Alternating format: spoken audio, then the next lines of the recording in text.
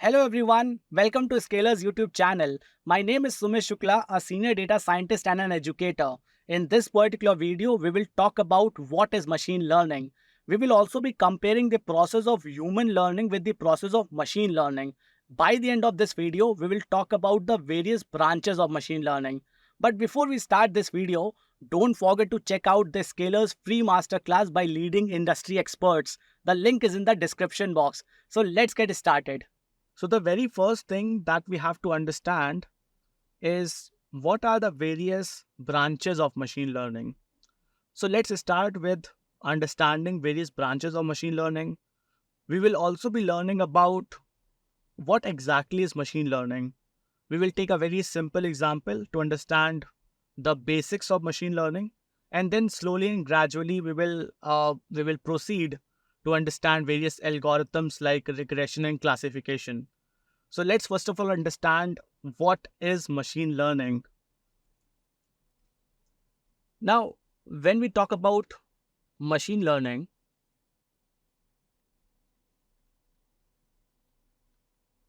it is same as how we human learns. So let's take a very simple example just to understand what exactly is machine learning. Let's say we have a very simple table. Let's say this is input 1, then we have input 2, and then we have some output.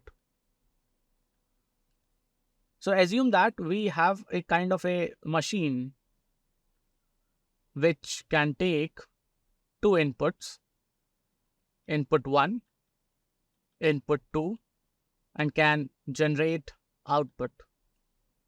Now, I'll give you some data and you have to pause this video and you have to tell me, or maybe just put your answers on the comment section, what is the formula that is working in this particular box.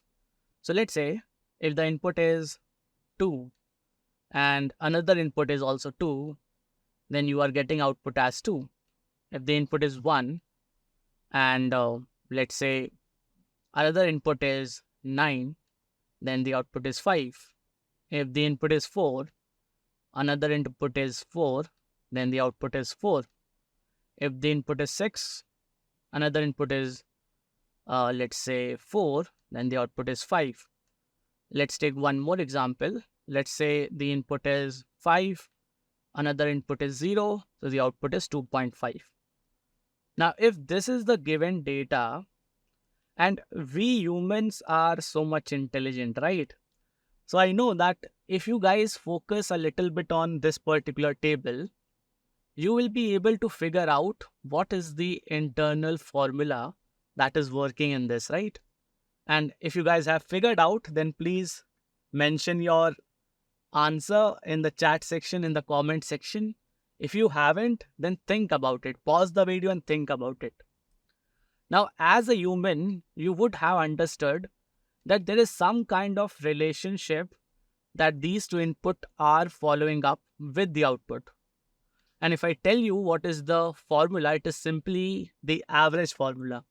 So we take input 1, we add it with input 2, and we divide it with 2. And that is how we are able to generate all these outputs, right? This is how simple it is. Now, there are 2 points that you should understand as of now. Number 1, you are able to figure out this particular formula or the relationship. So I should write relationship. You are able to understand the relationship or the formula just by observing the table. Because you guys have brain, we humans have brain, and we can find out patterns. So we were able to find out pattern by observing the data, right? The second thing that is important is when you observe the data, when you observe the pattern, you were able to understand, you were able to cross-check that is that formula applicable on all the entire rows or not. So you also internally in your head, you also did some kind of cross-check. you are also cross-checking whether this formula is applicable in the entire data or not, right? And you are trying to check whether your formula is correct, is correct for entire data or not. If it is not, then you are also looking for other options. And this is all happening in your head subconsciously, right? Because we have been working with maths for a very long time. And I assume that most of you who are listening to me are from class 9, 10th, or maybe from working professional background, from technical, from non-technical. But all of us have some basic idea about average, which is what the internal formula right now working in this particular table. Now, if I give you a new data point, let's say if I give you a data point where my input 1 is 5 and input 2 is, let's say, 10. So if this is my input, now can I ask you what is my output? Now you guys know the formula, right? So using this table, you guys have learned the pattern. So you have learned the pattern. Now you know the formula. And what is the formula? Formula is input 1 plus input 2 divided by 2. So what is going to be the output? Output is going to be 15 divided by 2, which is 7.5. This is my output. Now, as of now, whatsoever we have done is basically what machine learning is. This is how we human learn, and this is how a machine also learns. So just think about it. Let's create a quick pipeline to understand this. I have given you some data, and I will call this as examples. These were various examples. Now, when I gave you this example data, you were trying to observe it, right? You observed this. So observed. And while you were observing this, what you were essentially doing, you were trying to find out the pattern. So you were trying to learn the pattern. Learn the pattern. And once you were able to learn that pattern, now you have obtained a kind of a formula, right? So you obtained the formula, which is nothing but a mathematical equation. Mathematical equation. Now using this mathematical equation, now if I give you some new data, you can easily apply this mathematical equation to make predictions or basically to generate output. Now this is what machine learning is. Right now what I have given you the example is the simple example of how we human learns, but this is how machines also learn. So if I try to now summarize, the point is that machine basically try to machine learning. Now let's understand the autonomy of a data before we jump into understanding the maths behind machine learning. Let's say this is my data. So we have age, we have let's say income, then we have let's say gender, and finally whether a customer has bought a credit card or not. So credit card purchased, and there is a question mark. Now here each row represent a particular customer. So let me just create few rows. Now here this is my customer number 1, followed by customer number 2, customer number 3, and so on. And let's say we have some n customers, some 1,000, 1,000, some customers. Now, in the language of machine learning, these variables, let me change my pen.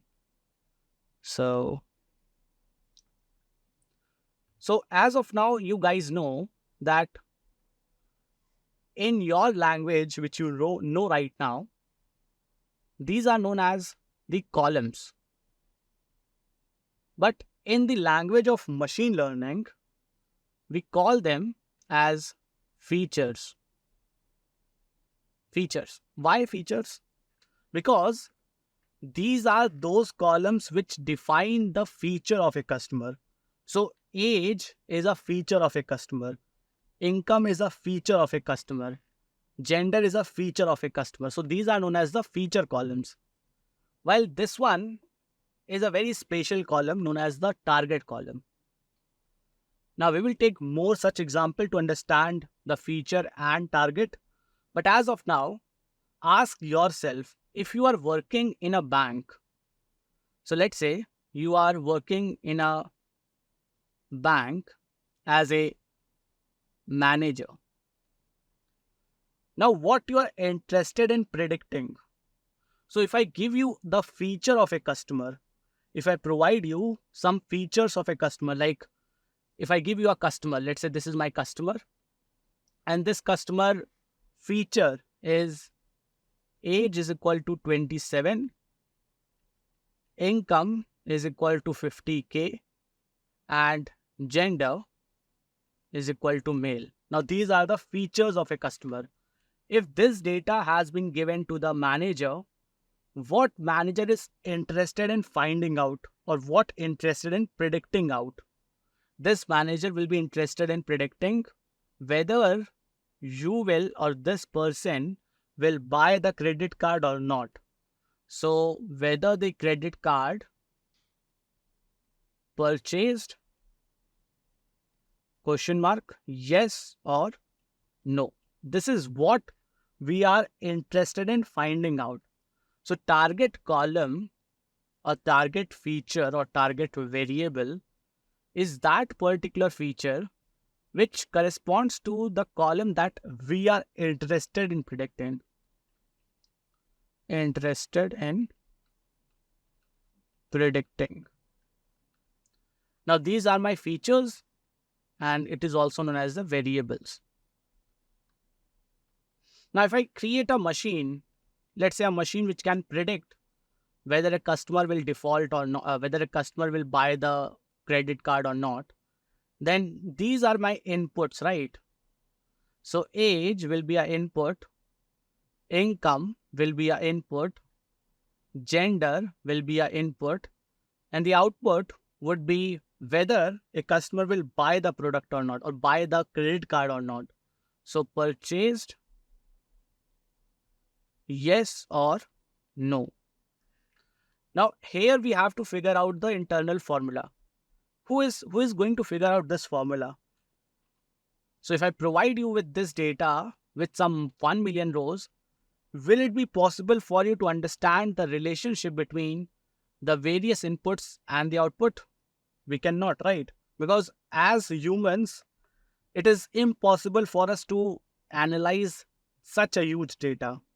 That is where we take help of some machine learning algorithms. Machine learning algorithms. So what algorithm will do, the machine learning algorithm? Let's understand it with a simple pipeline. I will provide the data. Now this data will be given to the ML algorithm, and there are various ML algorithms that we will talk about. But let's say we have chosen one of the algorithm. Now when I provide my data to the algorithm, this algorithm will basically try to figure out the relationship. It will try to learn the pattern. Learn the pattern. And this is the same thing that we have done over here. You can see that we were learning the pattern when I gave you this data, right?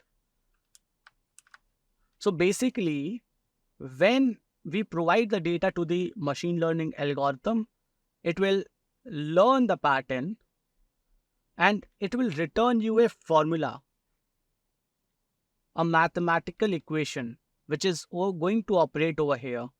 So once you know the formula, you can use this formula to make predictions for a new customer.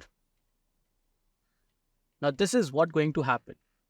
I know some of you are still confused about from where this data is coming, how the formula is getting created, how the predictions will happen. I know, like, this is something which is very obvious that you guys must be having some doubts.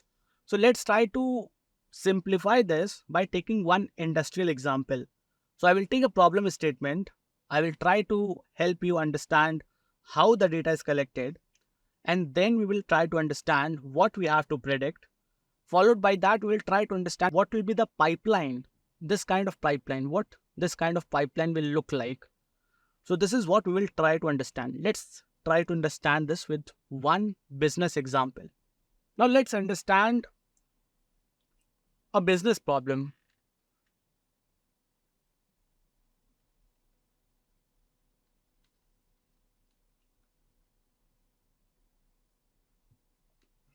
Let's say there is a bank, and I want you guys to go back in the year, let's say 1990, when we used to work manually. There were no computers, or maybe even when there was computers, people used to work manually. People used to use papers, documents, and everything was mostly manual, right? So let's say in that particular time, you want to apply for a loan. You will basically have to fill a application form. So this is your application form.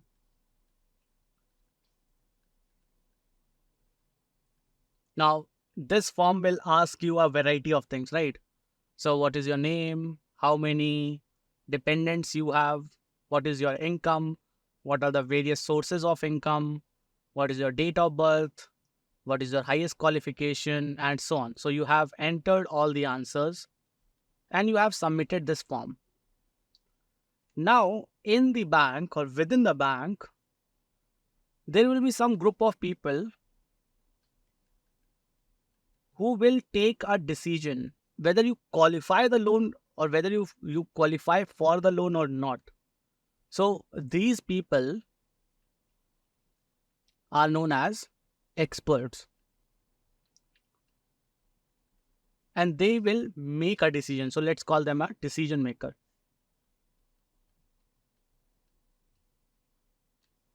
Now, these group of people, they will decide whether you are eligible to get the loan or not, and how they will decide.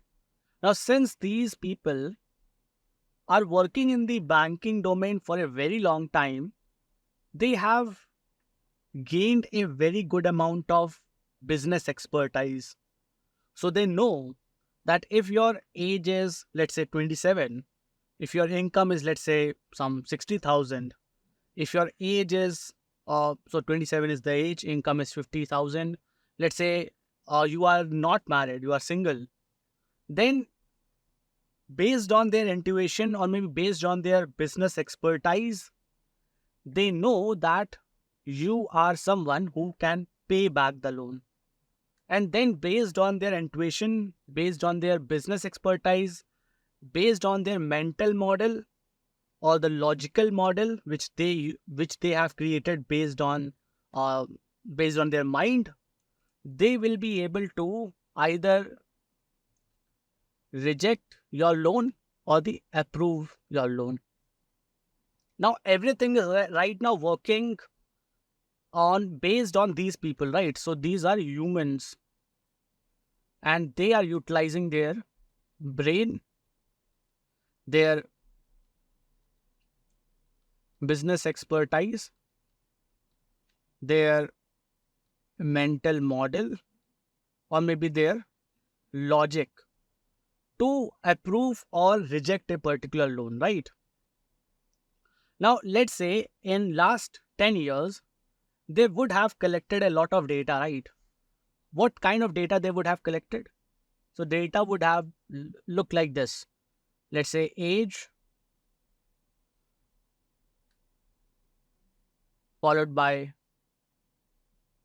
income followed by gender followed by let's say various other columns, and then finally whether these group of people rejected the loan or approved the loan.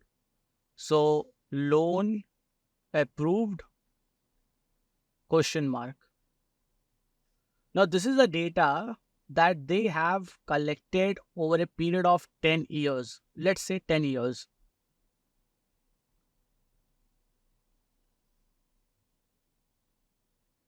So here we have customer 1, customer 2, customer 3, and so on till, let's say, customer 1 million. So in the last 10 years, this bank has taken some 1 million applications. And let's say for customer number 1, the loan was approved. So loan approved, yes. So I'll write yes. For customer number 2, it was not approved, so no. For 3, it was approved, yes, and so on. And let's say for this customer, it was approved, yes. So this is the kind of data that they have generated over a period of last 10 years. That is the reason there is a very specific name that we give to this data. It is known as historical data. Now, this data is very unique. Why? Because this data comes with your features. So these are the features, or also known as the inputs. Because when a particular customer will apply for the loan, you will be able to get this data: the age of the customer, the income of the customer, gender, and all other features. You want to predict whether the customer, or you want to predict whether I should approve the loan of the customer or not. Now this data, which is the historical data, comes with this target column. This is my target column. And right now you already have this target column. Now I want to change the process. Now this bank is trying to do a technology transformation where if a particular customer applies for the loan,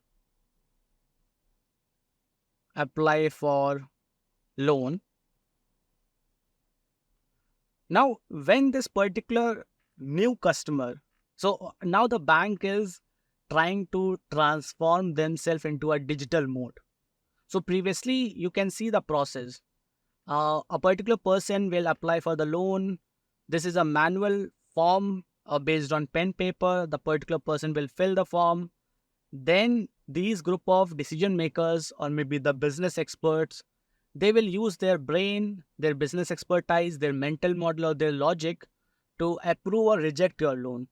And whatsoever they have done in the past 10 years, they have collected this data. So this is my historical data where we have the features of the customers together with whether the loan was approved or rejected. So this is my target column. Now, when the bank is trying to transform everything into a digital mode, now in this scenario, when a particular customer applies for the loan, the particular person has to fill a particular online form. So let's say this is my online form. Now the bank wants this process to be automated. As of now, the decision was carried out by the group of experts. Now, can we do something? Can we replace these group of experts with a particular automated machine that can take a decision whether this particular person, this new customer, is eligible for the loan or not? So this is a decision that I want, whether the loan should be approved or should be rejected. Now this particular formula or the machine is something that I can generate using the process of machine learning. Where what I will do, I will use this historical data. I will use the historical data that the bank has collected over the past 10 years. And then I will provide this historical data to the algorithm, the machine learning algorithm. Now, this algorithm will try to figure out the relationship, will try to figure out the pattern. will try to find out how the features of a customer are associated with the loan approval or rejection.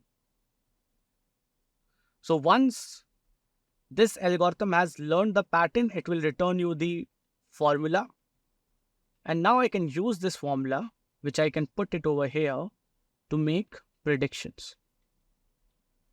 This is your very overview of how a machine learning process works. Now, there are various things that we are still need to learn about. But if I quickly summarize everything that we have learned, then the quick summary would be we started with a very simple idea about how we human learn.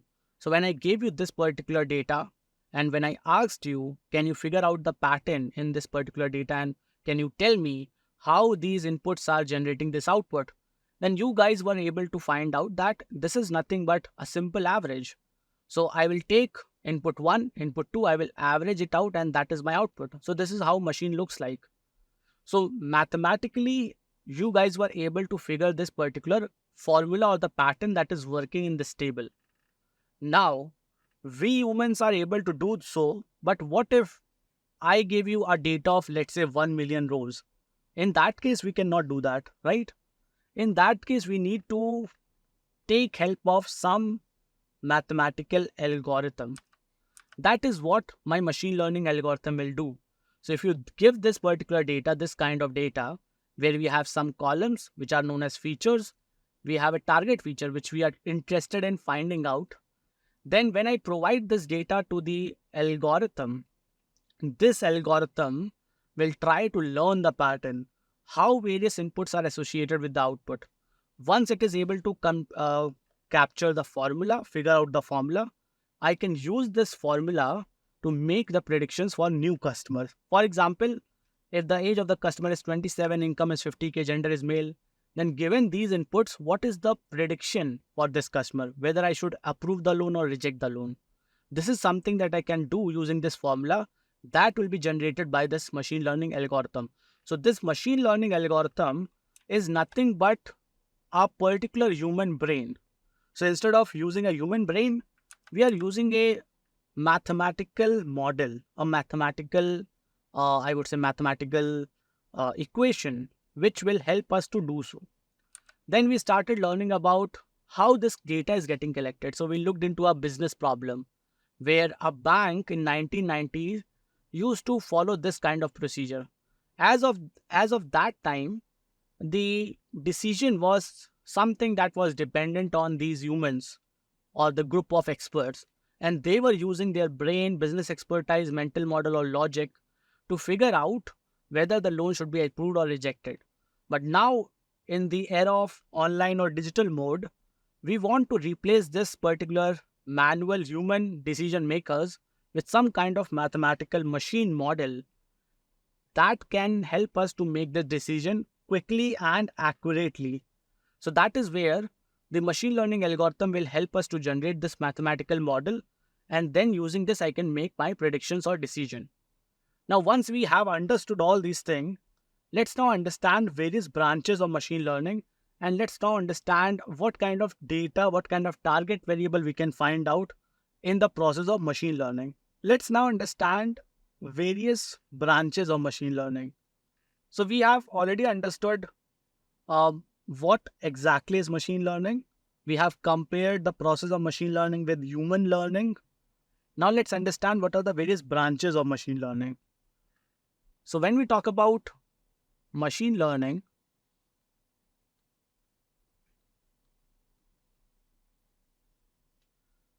it has been broadly classified into 3 buckets. One is the supervised learning. Second one is unsupervised. And third one is reinforcement.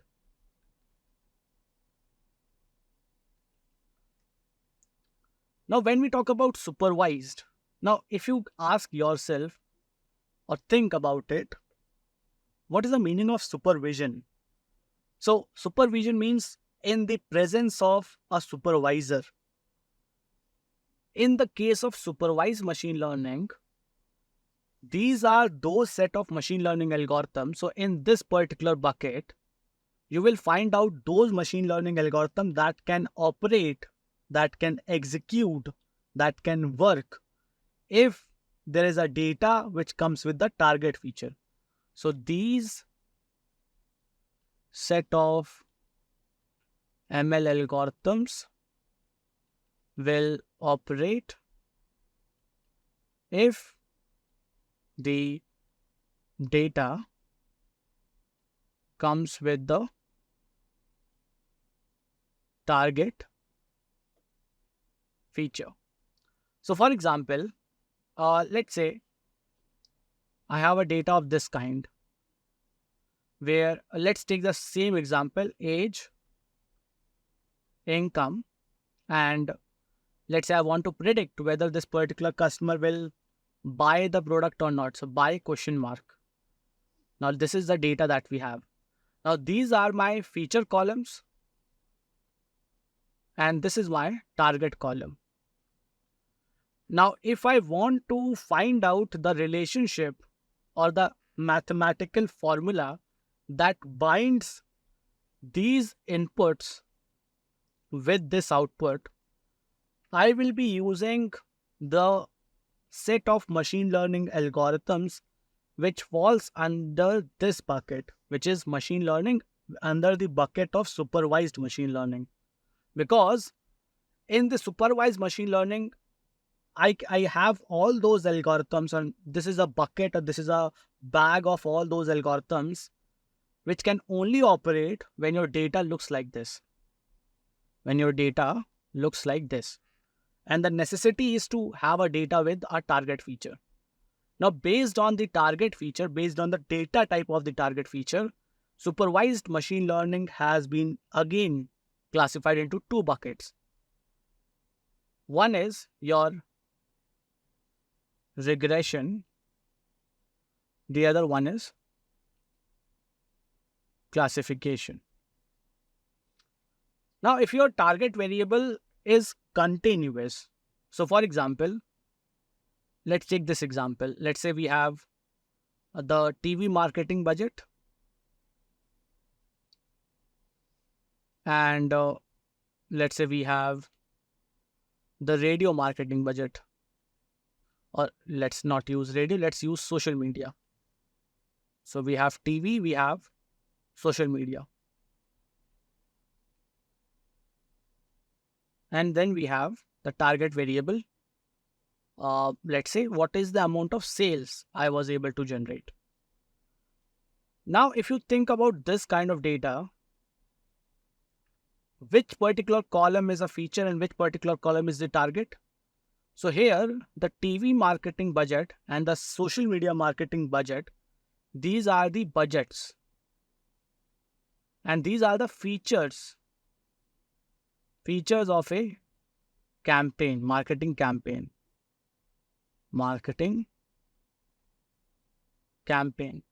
And this particular column, sales, is my target column, which is basically talks about how much sale is going to generate if my TV marketing budget is this, social media marketing budget is this, then what is the amount of sale I'll be able to generate. When the target variable, so as of now, if you guys focus on this target variable is a continuous column. Continuous, which basically mean the values in this particular column can exist between -infinity to +infinity. So any real number can fall in this particular column, and that is the reason this particular column is known as a continuous column. And if you have this kind of data where you want to figure out the relationship between TV marketing budget and social media marketing budget, because together with that you want to understand its relationship with the sales, then you need to use the set of algorithms that can help you do so is your regression supervised. So for example, let's try to understand it more formally. Let's say I want to find out what amount of sales can be generated if I have X TV budget and X2, let's say this is X1, X2 social media budget. So if this is your question, then how you can find out the answer? You will first of all provide this data to the supervised regression algorithm, and that algorithm will help you with a particular formula, the mathematical equation, which will take input as TV budget, input as social media budget, and will return you the output as the predicted sale. How this data has been created? So let's say you work for a marketing agency, and this data is something that the agency has generated over the past 5 years. So whatsoever marketing campaign they have done, they have executed, they have captured that amount of data. So what was the TV budget, what was the social media budget, and what sale they were able to generate. This is my historical data. When I provide this historical data to the supervised regression algorithm, it will try to figure out the relationship about how the sales is dependent on these two inputs. Once you have the formula, then you can use this formula to make predictions for new marketing campaign or the upcoming marketing campaign. So you can strategize that how much TV budget I should put, how much social media budget I should put, so that I can generate this much amount of sale. This particular problem falls under the case of supervised regression. Let's now understand the second case, which is classification. Now for classification, my data needs to come with the target variable, but let me take a new slide. So let's talk about classification. So for classification, my data needs to come with the target variable. So let's say age,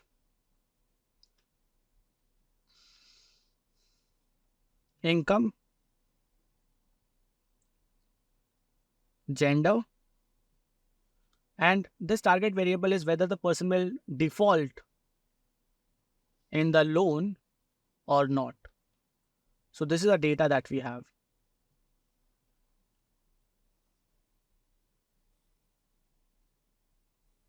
So let's say this is customer 1, customer 2, customer 3, and so on till customer n.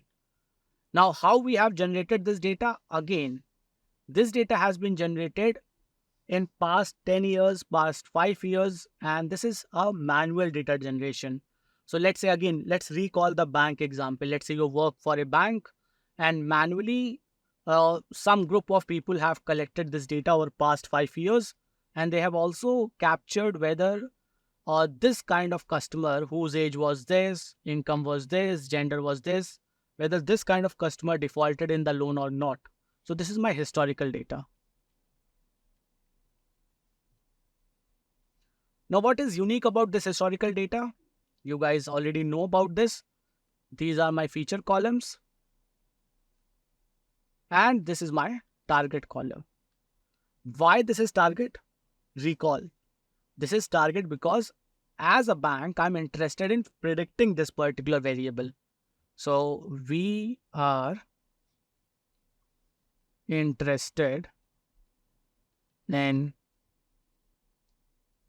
predicting this variable. Now, when I provide this data to the machine learning algorithm, now the set of machine learning algorithms that I will use over here is basically known as your supervised classification algorithm.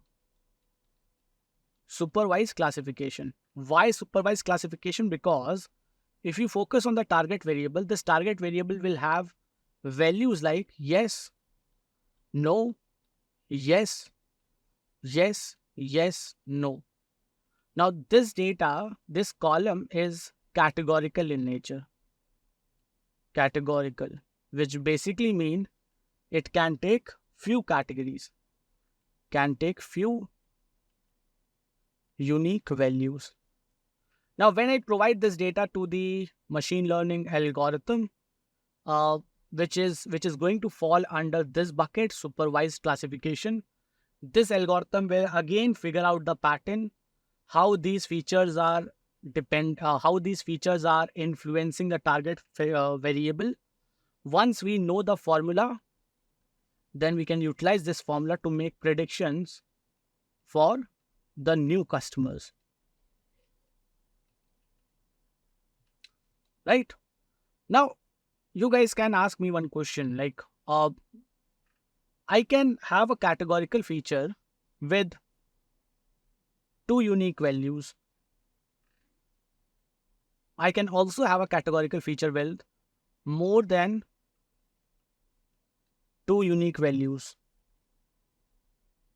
Right? So when I have a categorical feature with two unique values, this kind of case is known as binary class classification. And when it is more than two unique values, we call it as multi-class classification.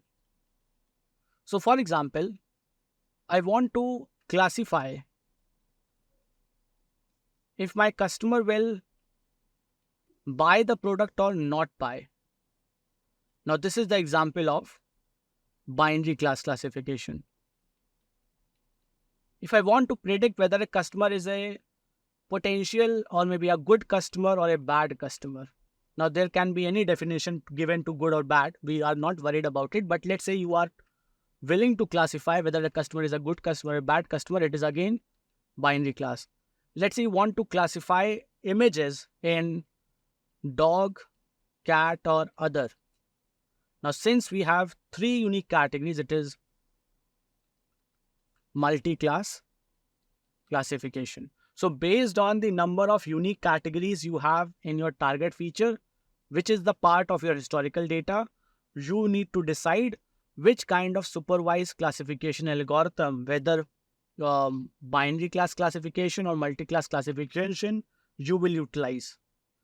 Now, let's quickly write down some of the very popular algorithms that falls under these categories. So when I talk about regression, the very popular machine learning algorithm that fall under regression category is linear regression. Linear regression is very popular but very simple. Then we also have various other algorithms like KNN regression, decision tree regressor, random forest regressor. These are some of the popular algorithms. When I talk about classification, in that case, we have logistic regression, which is again a very popular yet very simple algorithm. Followed by, we have KNN classifier, we have decision tree classifier, we also have random forest classifier, we also have naive Bayes, we have SVM, and there are various such algorithms that falls under the category of supervised classification. Now we can use each of this algorithm in both the cases, binary class classification and multi-class classification. But we have to change a few mathematical, we have to tuke some mathematical, I would say hyperparameters. I should not use the term hyperparameter.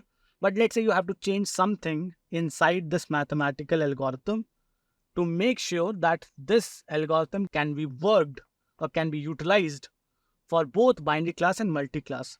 So we have to change something inside. What we have to change, we will talk about it as we proceed in this particular course. But as of now, I have given you a very broad overview regarding what exactly is machine learning. We have taken a very simple example regarding how we human learn. Then we learned about how a machine learns and what is the requirement of machine to find out the patterns in the data. Then we learned about a business problem about how data collection works. Then we learned about the various branches of machine learning, which is regression, classification, supervised, and unsupervised. So now the last component of this machine learning branches that is left to us is to understand unsupervised machine learning. We have understood supervised. Let's understand unsupervised. So unsupervised machine learning. Now, as we have discussed, in the case of supervised, we have a target variable, and that target variable is acting as a supervisor, helping the machine learning algorithm to understand what actions has to be taken if your input is this. So if your input is this, what output has to be generated? So the historical data that we provide comes with a output variable, comes with a target variable that helps the algorithm to learn. But in the case of unsupervised machine learning, we do not have a target feature. That's the only difference. So no target feature. That basically means we are not trying to predict anything. So no predictions. No predictions. But what exactly we do?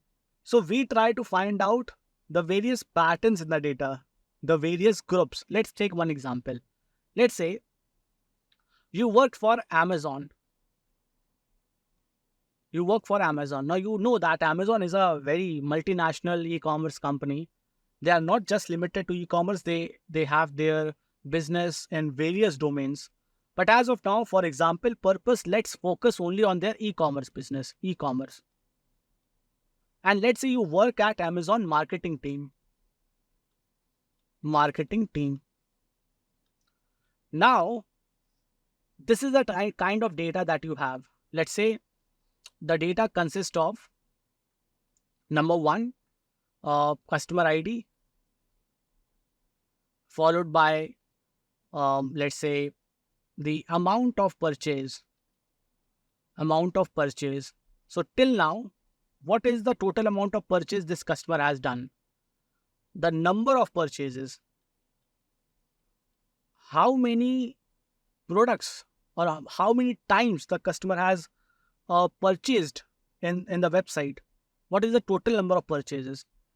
Then let's say what is the income? The income of the customer. Let's say what kind of credit card the customer use. So type of credit card. And then let's say we have another variable. Let's say frequency. Frequency in month. So how many times the customer purchase or how many times customer places the order in a month. Now this is the kind of data that we have. This is the kind of data that we have. Now this is a very hypothetical data. It might not sound very similar to those people who already work for Amazon, but just for understanding purpose, let's try to utilize this data. Again, let me explain the columns. Amount of purchase, which is the total amount of purchase the customer has made till now in the website. Total number of purchases. How many times the customer has made a purchase or placed the order in the website. What is the income of the customer? What type of credit card the customer use? And what is the frequency in the month? So how many times the customer comes back to the website to make a place to place an order. Now this is a data that particular team, the marketing team right now they have with them. And if you guys focus on this data, you will be able to figure out that there is no target variable, because I am not interested in predicting anything, right? I don't want to predict anything, but what exactly I want to do? So when you work for Amazon marketing team and your task is to assign coupons to various customers, Your objective is to first of all make sure that the customers to whom you are providing these coupons are worthy. They are someone who can generate profit for the company, right? Because the overall objective of this kind of exercise is to make additional profit, right? When a company assigns you a discount coupon, it is a cost to company. They are investing some amount, right? And what is their objective, or what is something they are looking for out of you? They are looking for additional revenue. So they cannot provide coupons to any random customer. They need to be very much conscious. They need to be very much sure. So let's say this is a customer number 7. Purchase amount is, let's say, some 59,000. Number of purchases, let's say 103. Total income is, let's say, 60,000 a month. Type of credit card, let's say premium. And frequency in a month is, let's say, 20 times. Now, looking at the portfolio of this customer, you can be very much sure that this kind of customer is someone who is a potential customer. And if the Amazon marketing team, they provide a coupon, a discount coupon to this person is highly likely to apply that coupon and make an additional purchase. Because the frequency of this particular customer is really high. So how we can come up with these kind of customers, or basically how we can find out those groups of customers who are very good.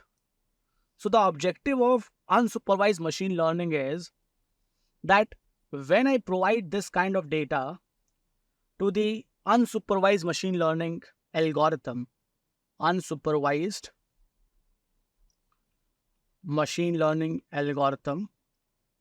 the algorithm will try to figure out the various groups in this data. So find groups. And when I say groups, I basically means similar groups. So let's say this customer 7 is very similar to customer number, customer number 100, whose total amount of purchase is, let's say, 61,000. Number of purchases are 109. Income is around 59,000. He is also using premium card, and total number of purchases per month is 18. Now you can see that this customer number 7 and customer number 100, both are very similar to each other, right? But how I can find out such customer groups using a particular algorithm? Because we humans cannot do that. If I try to do this, it will take very good amount of time to us, right?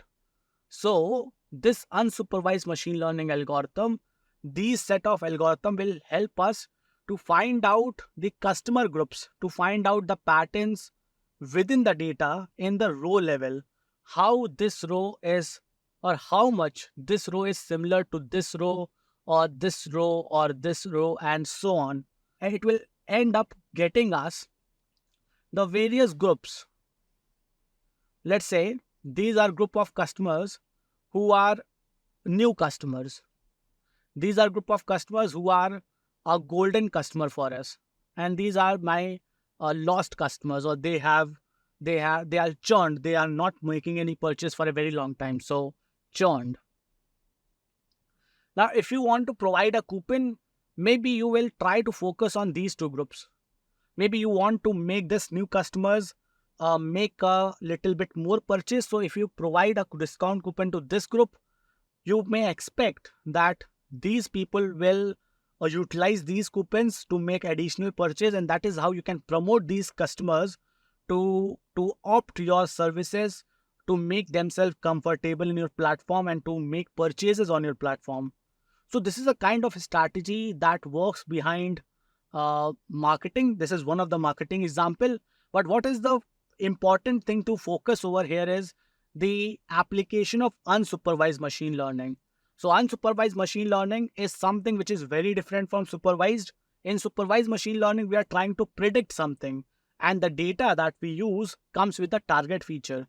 Right now, in this particular example, there is no target feature. We are not trying to predict anything, but our objective is to find out groups. And how we find out groups? By using the concept known as similarity. Which algorithm can help us to find out these similar groups? The set of unsupervised machine learning algorithm. And there are multiple unsupervised machine learning algorithms. Let me name few. So number one is k-mean clustering. This is a very simple and a very useful algorithm. We have Gaussian mixture model, GMMs. We have PCA also. And there are multiple other algorithms which can help us to achieve this kind of output. So this was about supervised machine learning, unsupervised machine learning, and the basics of machine learning. Now, this is all in this particular video. So we will talk more about other components of machine learning. We will start with a regression algorithm in the next video. Till then, keep learning. So that was all about this particular video. I hope you guys enjoyed, had a wonderful time listening to me. Now, if you have any questions related to this video, please post your question in the comment section. I would be very much happy to answer all your queries. Before we end this video, don't forget to give this video a big thumbs up, share this video with your friends, and don't forget to subscribe to our Scalers YouTube channel.